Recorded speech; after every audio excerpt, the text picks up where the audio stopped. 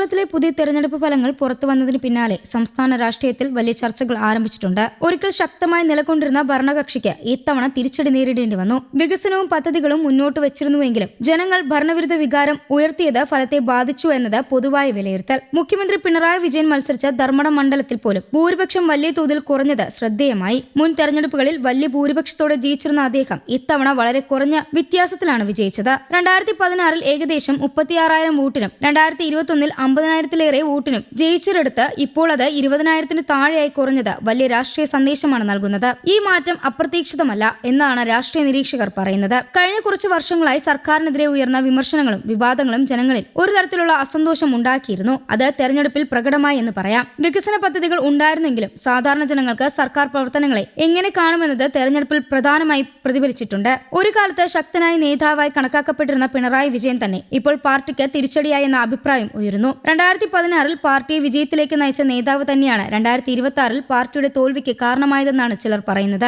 ഇത് അദ്ദേഹത്തിന്റെ വ്യക്തിപ്രഭാവം കുറച്ചതിന്റെ സൂചനയായും കാണപ്പെടുന്നു. ജനങ്ങൾ സർക്കാരിന്റെ പ്രവർത്തനങ്ങളെ പൂർണ്ണമായി തള്ളിക്കളഞ്ഞുവെങ്കിലും പല മന്ത്രിമാർക്കും നെഗറ്റീവ് വിലയിരുത്തലാണ് നൽകിയിരിക്കുന്നത്. അതിൽ മുഖ്യമന്ത്രി തന്നെ മുന്നിലാണെന്നാണ് ചില കണക്കുകൾ സൂചിപ്പിക്കുന്നത്.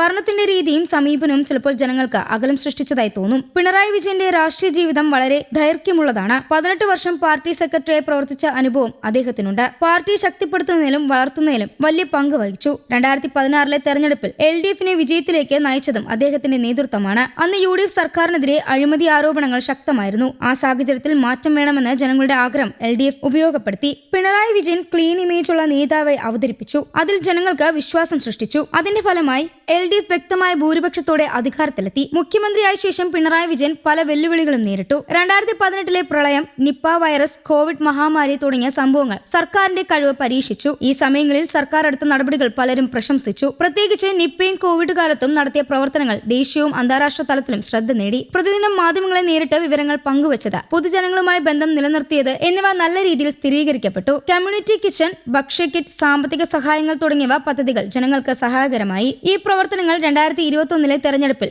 LDFന് വലിയ പിന്തുണ ലഭിക്കാൻ കാരണമായി. 2021 ചരിത്രത്തിലാദ്യമായി ഒരു സർക്കാർ തുടർച്ചയായി വീണ്ടും അധികാരത്തിലെത്തി. ഇത് വലിയ നേട്ടമായി കണക്കാക്കപ്പെട്ടു. പിണറായി വിജയൻ ശക്തനായ നേതാവായി കൂടുതൽ ഉറപ്പിച്ചു. വികസന പദ്ധതികളും ക്ഷേമ പദ്ധതികളും ചേർത്തതാണ് ഈ വിജയത്തിന് പിന്നിലെന്ന് വിലയിരുത്തപ്പെട്ടു. എന്നാൽ രണ്ടാം കാലാവധിയിൽ കാര്യങ്ങൾ അത്ര എളുപ്പമായിരുന്നില്ല. വിവാദങ്ങളും ആരോപണങ്ങളും തുടർച്ചയായി ഉയർന്നു. ചില അഴിമതി ആരോപണങ്ങളും വ്യക്തിപരമായ വിഷയങ്ങളും സർക്കാരിനെയും മുഖ്യമന്ത്രിയെയും ബാധിച്ചു. ഇത് ജനങ്ങളിൽ ഒരു തരത്തിലുള്ള മടുപ്പുണ്ടാക്കി. സാമ്പത്തിക പ്രതിസന്ധി, ശബരിമല വിഷയം, സ്വർണ്ണക്കടത്ത് കേസ് തുടങ്ങിയവ സർക്കാരിനെ ചുറ്റിപ്പറ്റി നിന്നു. ഇതിനു പുറമെ കുടുംബവുമായി ബന്ധപ്പെട്ട ചില ആരോപണങ്ങളും ഉയർന്നു. ഇവയെല്ലാം രാഷ്ട്രീയമായി ചില ചർച്ചകൾക്ക് കാരണമായി. ഈ ആരോപണങ്ങളെ പിണറായി വിജയൻ പലപ്പോഴും രാഷ്ട്രീയ പ്രേരിതമെന്ന് വിശേഷിപ്പിച്ചു. തന്റെ നിലപാട് വ്യക്തമാക്കുകയും ആരോപണങ്ങൾ നിഷേധിക്കുകയും ചെയ്തു. എങ്കിലും പൊതുജനങ്ങളിൽ ഇതിന്റെ സ്വാധീനമുണ്ടായി. മറ്റൊരു വിമർശനം അദ്ദേഹത്തിന്റെ നേതൃത്വ ശൈലിയെക്കുറിച്ചാണ്. കർക്കശനായ സമീപനവും കടുത്ത പ്രതികരണങ്ങളും ചിലപ്പോൾ അഹങ്കാരമായി ആളുകൾ കാണാൻ തുടങ്ങി. മാധ്യമങ്ങളോടുള്ള സമീപനവും ചില പ്രസംഗങ്ങളും വിമർശനങ്ങൾക്കിടയായി. ഇത് അദ്ദേഹത്തിന്റെ ഇമേജിനെ ബാധിച്ചു. പാർട്ടിക്കുള്ളിലെ അഭിപ്രായ വ്യത്യാസങ്ങളും ചിലപ്പോൾ പുറത്തു വന്നു. എതിർസ്വരങ്ങളെ അംഗീകരിക്കാത്ത രീതിയാണെന്ന ആരോപണങ്ങളും ഉണ്ടായി. ഇതെല്ലാം ചേർത്ത് ഒരു നെഗറ്റീവ് അന്തരീക്ഷം രൂപപ്പെട്ടു.